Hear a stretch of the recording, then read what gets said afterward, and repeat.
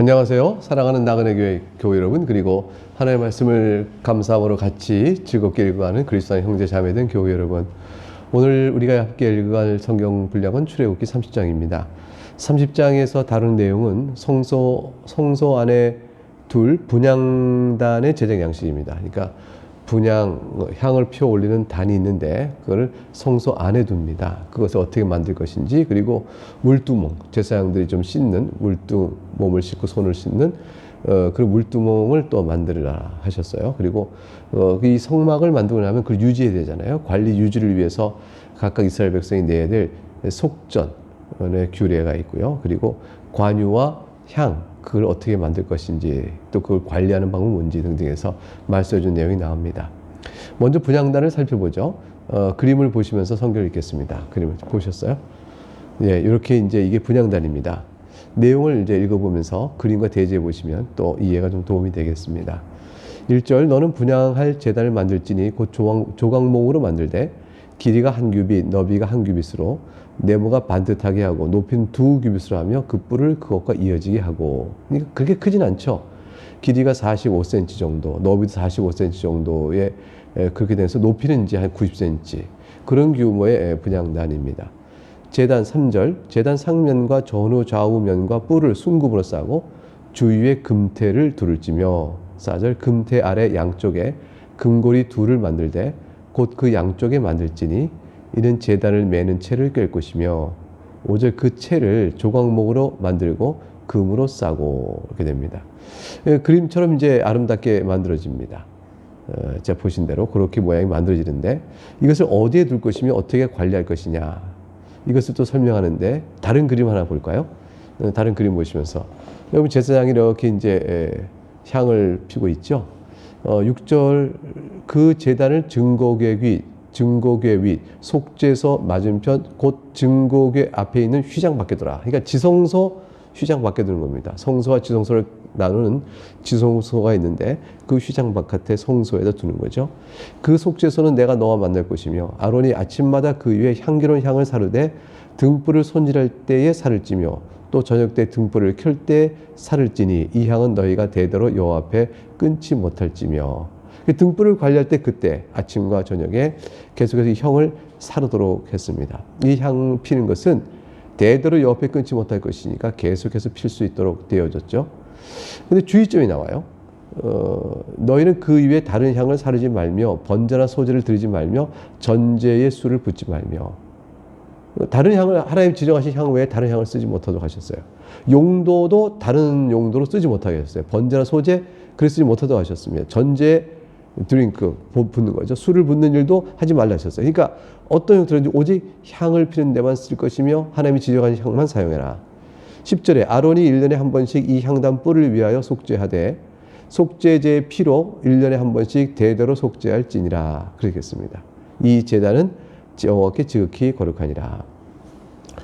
이 지성소의 휘장 앞에서 성소에다 이 분향단을 넣었다는 것은, 거기서 향을 핀다는 것은 일종의 기도를 상징합니다. 하나님께서 기도를 들으신다는 것이죠. 지성소 앞에서 향을 필 때. 또 이제 분향단의 연기가 이렇게 쭉 향의 연기가 펴지면 지성소의 휘장을 이렇게 좀 가려주는 역할을 하지 않겠어요? 그래서 하나님의 존귀하심과 거룩하심을 경외한 마음으로 대하여야 될 것을 또 우리에게 말합니다.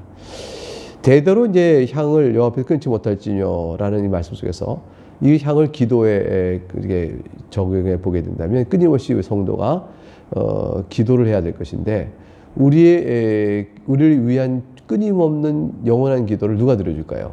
예수 그리스도시죠. 그러니까 예수 그리스도의 중보자로서의 그 기도가 하나님 앞에서 우리를 위하여 끊임없이 상달되고 있음을 우리에게 잘 교훈해주고 있는 말씀과 같다. 참 은혜가 되는 말씀입니다. 다른 향으로 분향 올리지 말라 하신 말씀은 아주 주의 깊은 말씀이에요. 새겨둬야 될, 하나님의 뜻을 따라 우리가 기도해야 되듯이 우리가 죄악의 욕구에 따라 기도할 수는 없잖아요. 하나님을 마음의 여기나 임의로 대한 일이 없어야 한다. 하나님이 정하신 향으로만 해라.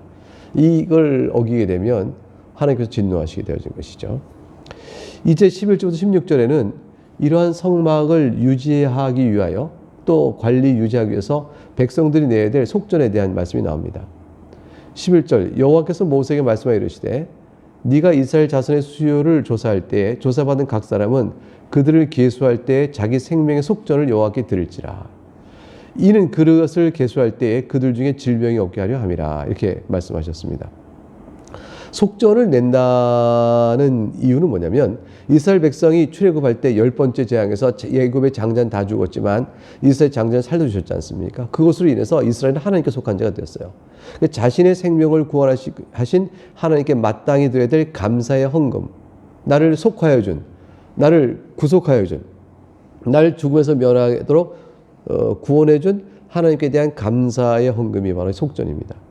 아울러 앞으로 있을 가나안 정복 전쟁에서 사람을 또 이 사람들이 나가서 죽여야 되잖아요. 그러니까 살인의 행위를 이제 하게 될 텐데 그 모든 일과 관련된 생명의 속전을 드린다. 이게 사실 이 후자보다 전자가 더 크죠. 하나님께 속했기 때문에 저들이 성막에서 이스라엘 백성들이 속전을 내므로 인하여 우리는 하나님께서 속한 자요, 하나님께 우리의 생명을 거두셨습니다. 그로 인해 감사를 드립니다. 자기의 생명을 구속해 주신 은혜에 대한 감사 헌금, 그것이 바로 속전이다. 우리가 드리는 헌금도 마찬가지잖아요. 죄악의 형벌에서 우리를 구원하신 예수 그리스도의 은혜에 감사하면서 하나님께서 그 뜻대로 사용하길 바라여 우리가 올려드리는 것이 헌금입니다. 인색하거나 외면하지 않고 신자로서의 마땅한 의무를 행하는 것이죠. 오늘 본문에 특별히 속전을 내라 하시면서 12절 마지막에 그들 중에 질병이 없게 하려 함이라 이런 말씀을 주셨는데 이것은 무엇이냐면 그들이 이제 일을 행하지 않을 경우, 속전을 하나님께 드리는 일을 행하지 않을 경우 질병의 재앙과 형벌이 있을 것임을 말씀하는 내용입니다. 이 요점은 하나님의 구원의 은혜를 받은 자가 하나님께 감사하며 예배하면서 하나님의 뜻을 행하는 사역을 위하여 감사의 헌금을 드려야 한다. 이것은 마땅한 일이라는 것을 명하고 계신 것입니다. 13절, 그런데 누가 속전을 내느냐? 속전의 대상을 13절을 보니까 무릇 계수 중에 드는 자마다 성소의 세겔로 반세겔을 낼지니 한 세겔은 20게라라. 그 반세겔을 여호와께 드릴지며 14절, 계수 중에 드는 모든 자 곧 20살 이상 된 자가 여호와께 드리되. 그래서 20살 이상 된 남자들로 그들만 이제 속전을 드리도록 하셨어요. 이걸 대표성으로 받고 이들을 통해서 하나님께서 전체 이스라엘 백성을 생명을 속한 것을 인정해 주신 것이죠. 20살 이상 된 남자니까 이제 군사로 활용할 수 있는 사람이 전쟁에 나갈 수 있는 사람들. 이들이 이제 전쟁 사람을 죽일 때 겪게 될 생명에 대한 속전을 미리 낸다는 의미로도 해석이 되는 까닭이 속전 내는 사람의 나이가 이제 20세 이상 된 남자들이었다라는 사실 초점을 두고도 있기도 합니다. 그러나 애굽에서 출애굽할 때 그들의 생명이 주께 속았다. 우리 구원하신 하나님께 감사 헌금으로 20세 된 남자를 대표로 하여 받는 것이다 볼 수도 있겠죠. 15절, 너희의 생명을 대속하기 위하여 여호와께 드릴 때에 부자라고 반세겔에서 더 내지 말고 가난한 자라고 덜 내지 말지며. 이거 굉장히 흥미로운 거예요. 생명의 대속을 위하여 내는 속전은 빈부의 차이가 없이 동일하게 반세겔을 내도록 하셨습니다. 이거는 생명 자체가 빈부의 차이에 따라 달라지는 것이, 그 가치, 생명의 가치가 달라진 것이 아니기 때문에 그런 것이죠. 16절, 너는 이스라엘 자손에게 속전을 취하여 회막 봉쇄 쓰라. 어느 용도에 쓰느냐? 이 거둬진 것을, 이것이 여호와 앞에서 이스라엘 자손의 기념이 되어서 저희 생명을 대속하리라. 속전의 용도는 회막에서 행하는 모든 봉사와 그 필요를 감당하는 것입니다. 회막에서 이제 여러 도구들이 필요하잖아요. 그럼 그것을 만들 때 돈이 필요하지 않습니까? 속전으로 하는 것이고, 그와 관련된 여러 가지 회막에서 행하는 모든 봉사와 제사드림과 관련하여 필요한 부분을 쓰도록 되어 있습니다. 구원의 은혜를 새롭게 항상 기억하여 이스라엘 자손의 기념이 되어서 속전 내는 것이, 속전의 회막 봉사를 하는 것, 회막을 유지시키는 것, 이것은 이스라엘 자손의 기념이 되고 우리의 생명을 대속하는 은혜를 기억하는 것입니다. 그래서 속전을 내므로 인해서 항상 하나님께서 우리에게 해주신 일이 무엇인가를 돌이켜 대대손손 기억하도록 하는 은혜가 있는 것이죠. 우리가 드리는 헌금도 마찬가지예요. 근데 자녀가 묻습니다. 왜 예배 때 헌금 내? 왜 하나님께 이게 돈을 드리는 거야? 이렇게 물을 때 답을 하는 거죠. 하나님께서 우리에게 예수 그리스도 말미암아 우리를 구원해 주셨지 않니? 이 생명의 은혜를 받은 우리는 하나님께서 필요한 구원 사역, 우리가 들은 복음을 널리 전할 수 있도록 하기 위해서 교회를 세우시고, 교회를 유지 관리하고, 너희들 교육받을 때 쓰는 돈 나오고, 전도도 하고 구제도 하고 널리 또 선교도 한단다. 이게 하나님의 뜻을 위해서 우리 하는 것인데 이걸 그런 거야 하고 알려주면, 이것이 바로 우리가 받은 구원의 은혜를 또 대대손손 전하는 일이 되어지는 것입니다. 하나님께서 그렇게 말씀하신 것이죠. 이제 다음 단락 17절 21절은 물두멍에 대한 규례입니다. 한번 그림을 보시면서 한번 보겠습니다. 네, 이게 물두멍입니다.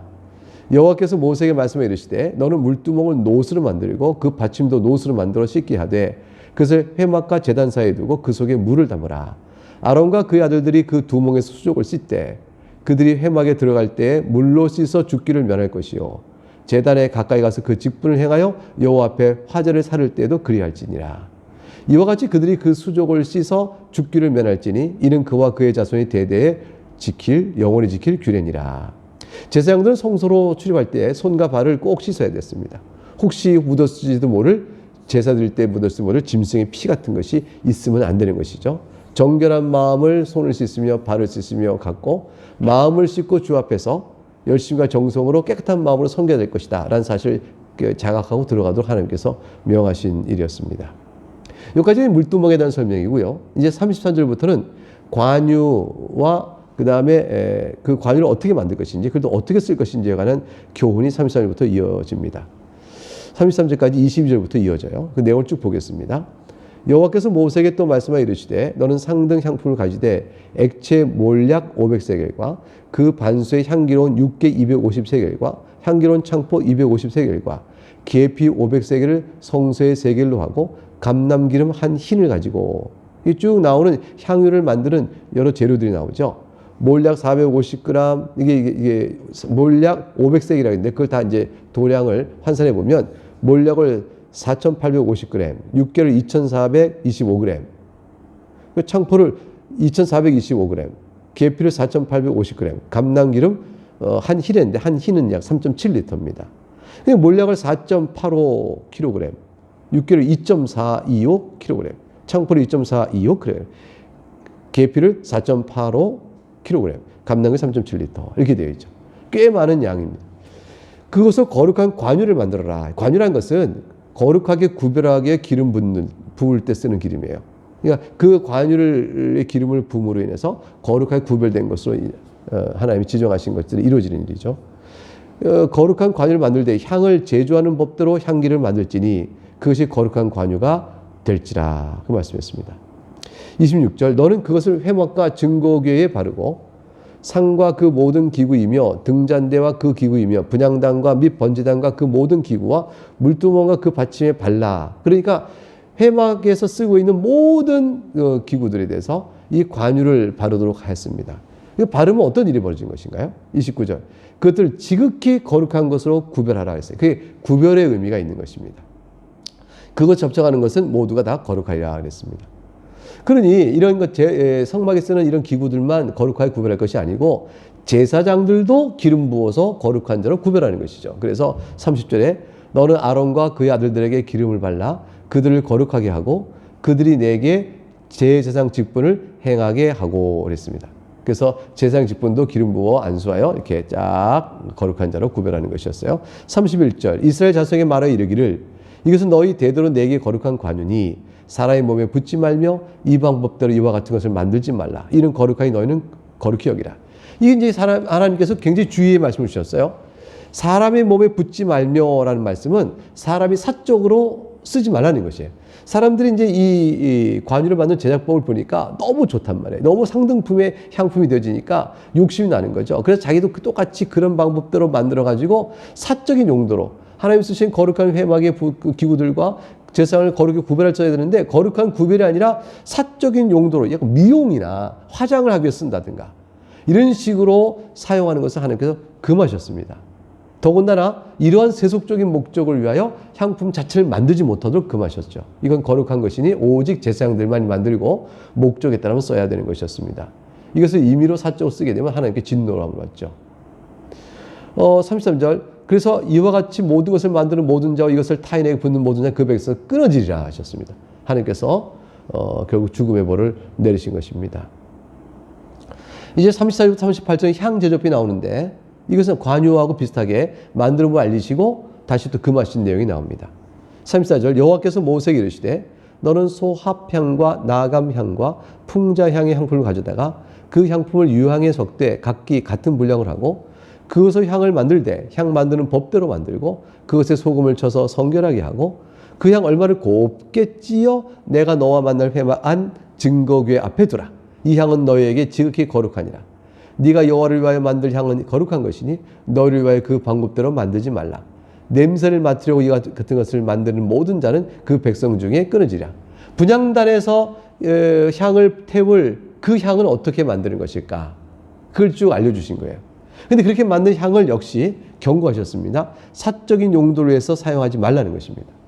주님이 알려주신 이 제조법대로 향을 만들게 되면 그 향이 너무나 향기가 뛰어난 거예요. 그러니까 그 사람들이 향수나 개인적 화장품 등으로 쓰고 싶은 욕심이 날 수가 있죠. 하나님 그걸 금하셨어요. 그 유혹을 금하신 겁니다. 하나님께서 지정하신 이것은 하나님만을 위해서 사용하는 것이죠. 거룩히 구별된 것을 세속적 목소를 위해 임의로 사용하면 하나님 망령되게 이끄는 것입니다. 이와 같이 우리의 삶도 하나님께 속했죠. 하나님께 속한 것은 하나님만을 위해 사용되니까 우리 인생은 우리의 세속적 욕망이나 더러운 정욕을 위한 것이 아니고 우리를 자기 것으로 삼으신 하나님께 영광을 돌리기 위하여 우리 삶을 드려야 될 책임이 우리에게 따라 나오는 것입니다.